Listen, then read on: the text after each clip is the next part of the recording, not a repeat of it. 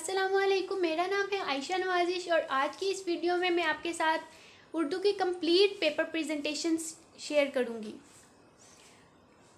आपको सब हेडिंग्स के लिए चाहिए 604 मार्कर, मेन हेडिंग्स के लिए चाहिए 605 मार्कर और अंडरलाइंस और मार्जिन लाइंस के लिए चाहिए 605 डबल कटेड मार्कर।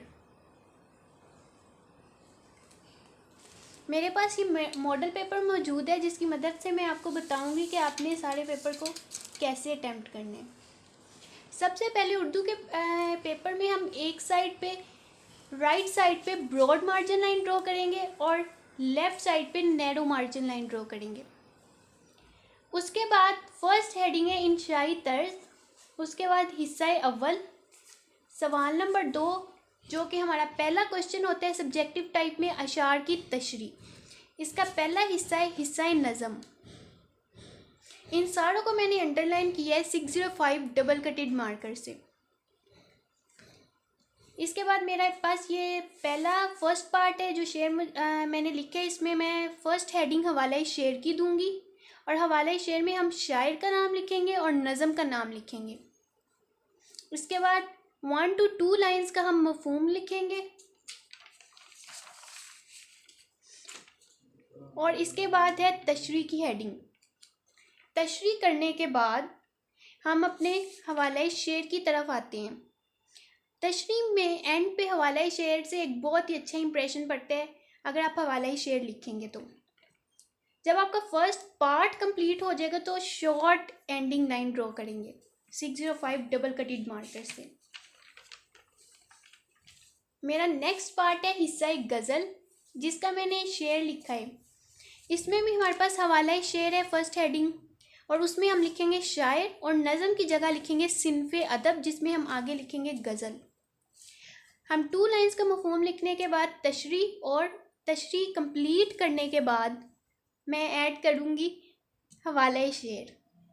अब जब आपके दोनों पार्ट्स हिस्से गज़ल और नज़म के पूरे 5 इशार कंप्लीट हो जाएंगे तो एंड पे फुल मार्जिन लाइन ड्रॉ करेंगे 605 डबल कटेड मार्कर से।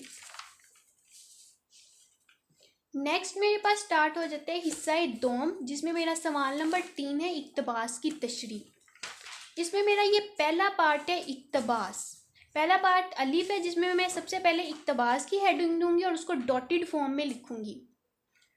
उसके बाद हवाला मतन में हम अपना सबक का इन्वान और मुसन्निफ़ का नाम ऐड करेंगे और ख़त कशीदा अल्फाज के मायने इस तरह अल्फाज मायने लिख के बॉक्स बना के उनको मेंशन करने के बाद आगे हम अपनी तशरीह स्टार्ट कर देंगे। जब एक पार्ट कंप्लीट हो जाएगा तो शॉर्ट एंडिंग लाइन ऐड करेंगे। उसके बाद हमारा इक्तबास की तशरीह का सेकंड पार्ट है बी पार्ट जिस बे। इसमें भी हम इक्तबास लिखेंगे फर्स्ट हेडिंग डॉटेड लाइन में। इसके बाद लिखेंगे हवाला मतन और सबक का उन्वान हवाला मतन में ऐड करेंगे और मुसन्निफ़ का नाम जो कि हम 604 मार्कर से लिखेंगे। ख़त कशीदा अल्फाज के मायनी है अल्फाज मायनी जिसमें हम लिखेंगे अपने और नेक्स्ट तशरीह स्टार्ट कर देंगे। अल्फाज मायनी की जो हेडिंग है उसमें आप साइड पे बॉक्स भी ड्रॉ कर सकते हैं और इसे यूं अंडरलाइन भी कर सकते हैं। जब मेरा बे पार्ट और सवाल नंबर 3 पूरा कंप्लीट हो जाएगा तो मैं फुल एंडिंग लाइन लगाऊंगी। अब मेरे सवाल नंबर 4 है जो कि मेरी मेन हेडिंग है, मैं 605 मार्कर से दूंगी और सवालात के जवाबात भी क्योंकि मेन हेडिंग है इसको भी 605 मार्कर से ही लिखूंगी।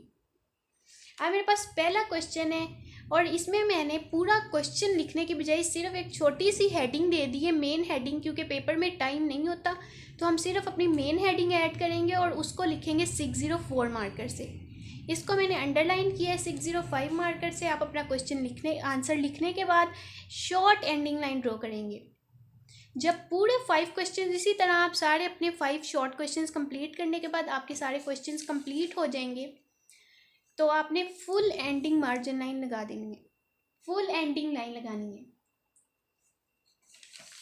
नेक्स्ट है मेरे पास सवाल नंबर 5 जिसमें हम लिखते हैं सबक का खुलासा। इसमें मैंने सवाल नंबर 5, खुलासा और नामदेव माली जो मेरी मेन हेडिंग्स है ये मैंने 605 मार्कर से लिखा है, और मुसन्निफ का नाम चूँकि सब हेडिंग है तो इसको मैंने 604 मार्कर से लिखा है। मुसन्निफ का नाम लिखने के बाद आप अपना खुलासा कंप्लीट करेंगे और एंड पे फुल एंडिंग लाइन लगाएंगे।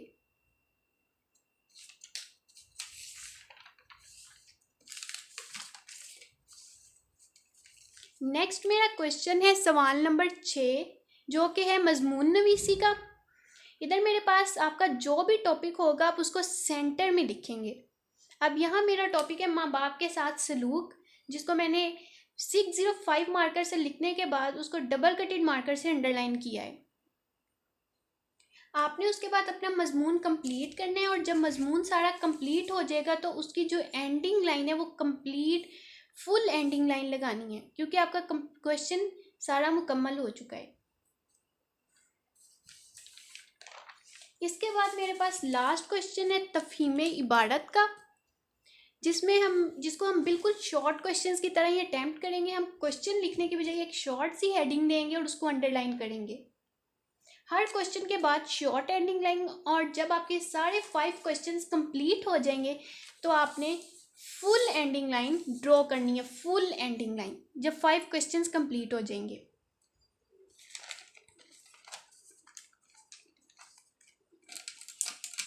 ये आज का हमारा पेपर था, और पेपर पैटर्न और कि उसको किस तरह अटैम्प्ट करना है, कौन सी हेडिंग में कौन सा मार्कर यूज़ करना है। आज के लिए बस इतना ही, और नेक्स्ट वीडियोस में मैं आपको तशरीह को कैसे अटैम्प्ट करना है और मजमून को कैसे अटैम्प्ट करना है इसके बारे में सारा डिटेल में बताऊंगी। अल्लाह हाफिज़।